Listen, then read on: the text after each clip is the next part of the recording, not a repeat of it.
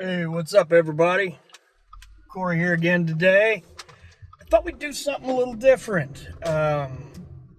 Looking through the news in the guitar world, I found a couple stories that kind of interested me. I was a journalist for 20 years. It's kind of what I do, and I thought, why not, when pouring through some of that, maybe occasionally make a video and talk. So I figured, why not today?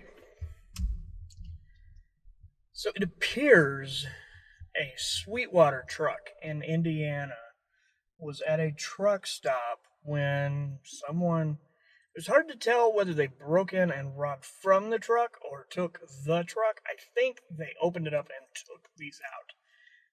I'll have a link to the story below, though. And so the truck was hauling $95,000 worth of Adam Jones' signature Les Pauls. It had one pallet of those guitars. These ones that just came out and have sent the price of actual Silverburst through the roof.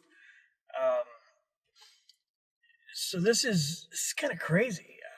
From listening to what they said, somebody knew what it was and what they were after, which tells me, I guess, they're thinking it's maybe an inside thing, maybe an employee did it, ordered it, wanted it done, something like that.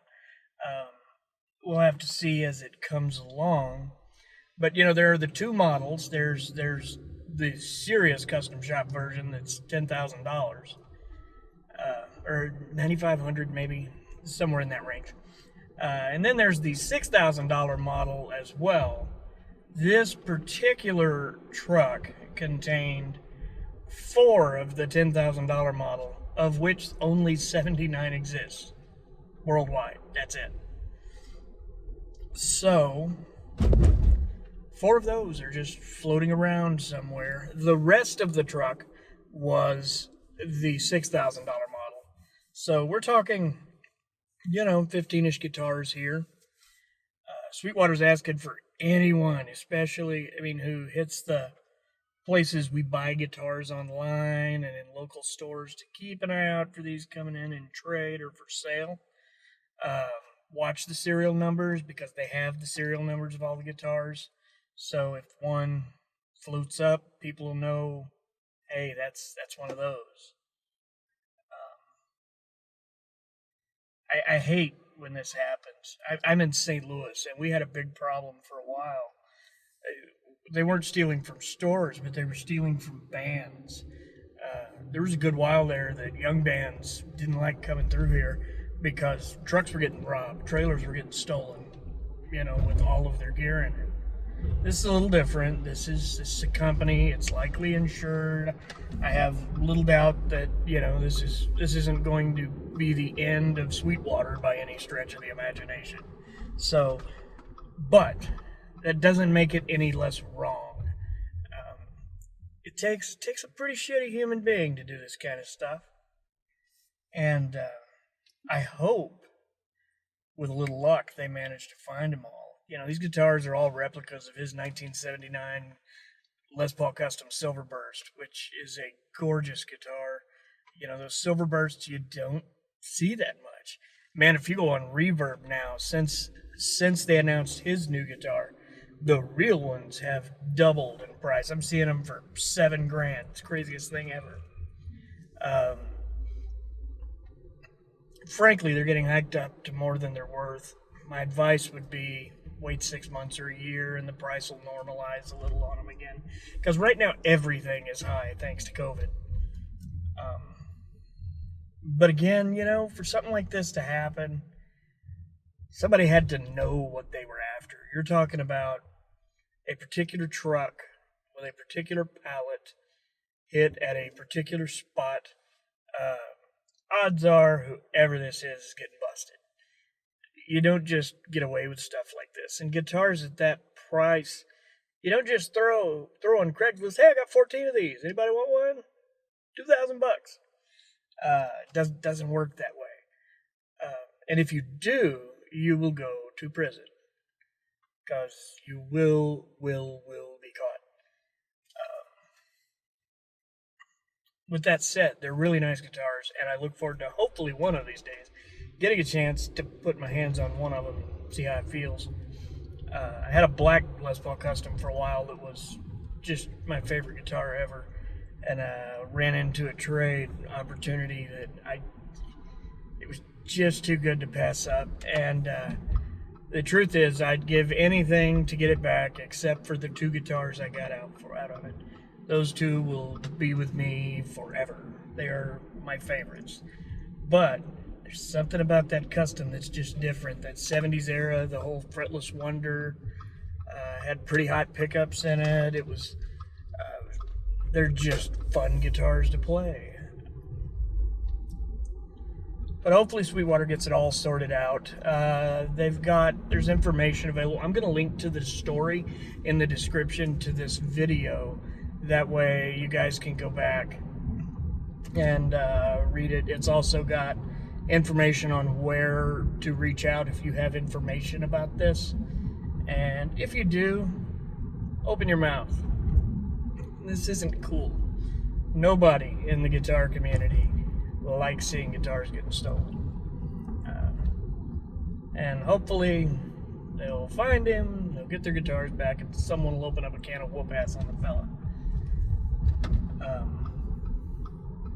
Now, another story I saw that just really, really, really intrigued me was that Jimmy Page kind of opened up about the guitar sound on A Whole Lotta Love, and it's not at all what we've thought for many, many years. He did an interview with Chris Bird from Total Guitar very recently, promoting something or other. I can't remember what off the top of my head. It's the downfall of doing these videos while driving and injured, is that I can't have notes. But, so during this interview, he was asked about the Whole Lotta Love tone, and apparently they were in a studio, and another player had left behind. Well, first, he was switching from that Fender Tele that he played early in his career over to Les Pauls, and it was kind of changing what he was looking for in an amplifier. Prior to that, he played the Supro Coronados. I think it's a 1690T that everybody knows. It's kind of the quintessential early Page amp that Supro has reissued as Black Magic, I believe it is. And it's pretty killer. But A Whole Lotta Love is a different story. Apparently, while recording for the Yardbirds, while the Yardbirds were recording in the same studio he was recording in, they left behind a couple of Vox Super Beetles. Those are the Vox heads that were made to make the Beatles louder so that they could hear their music over the legions of screaming teenage girls. He found one, got to playing with it, fell in love with it, and that is the sound of Whole Lotta Love. It's Jimmy Page with a Les Paul through a Super Beetle, and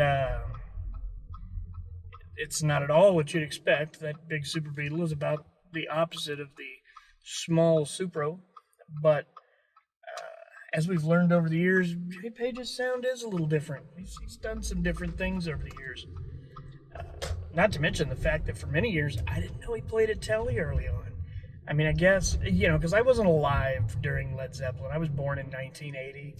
So for me, Jimmy Page was just a Les Paul guy from day one.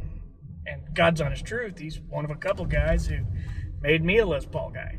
So, but then I find out that songs like Good Times, Bad Times, Communication Breakdown, Dazed and Confused, those are all done with a Telecaster. I was like, whoa, I had no idea. I just really hadn't thought of those as songs with that quintessential Telecaster sound. But he's Jimmy Page, and he has a way of making things happen.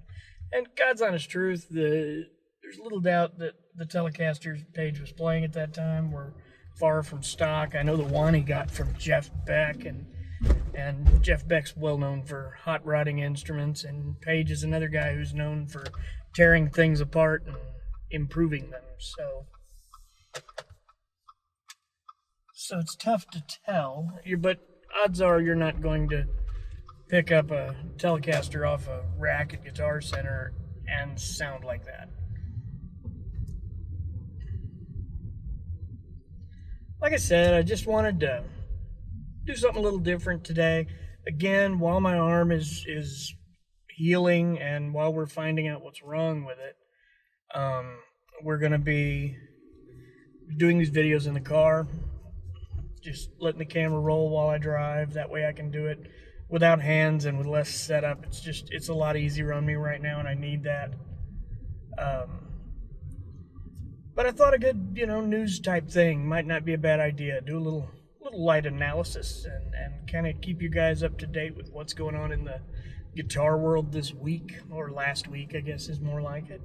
So if you guys have any suggestions or articles you think might be worth bringing up and maybe discussing a little, shoot me an email. It's all down. All my info is down in the description below. It's got my email, Facebook, all of that stuff. I'd love to chat with anybody who's interested. I always try to respond to every comment we get, things like that. So don't hesitate to just reach out. I'll be glad to talk. As always, please take a moment, like, subscribe, ring the bell. That's what helps keep the channel going. And hopefully we'll get it to a point where it can become a bigger part of my life. But for the time being, we're good. I'm having a lot of fun, and I hope everyone's having a lot of fun watching these. We're as I'm learning what people seem to be watching better, I'm kind of slowly shifting the direction of the videos a little bit. So, we'll see some changes. If there's ever any suggestions, comments, ideas, please let me know. But otherwise, that's it for today, and we'll see you back later this week. Thanks for watching.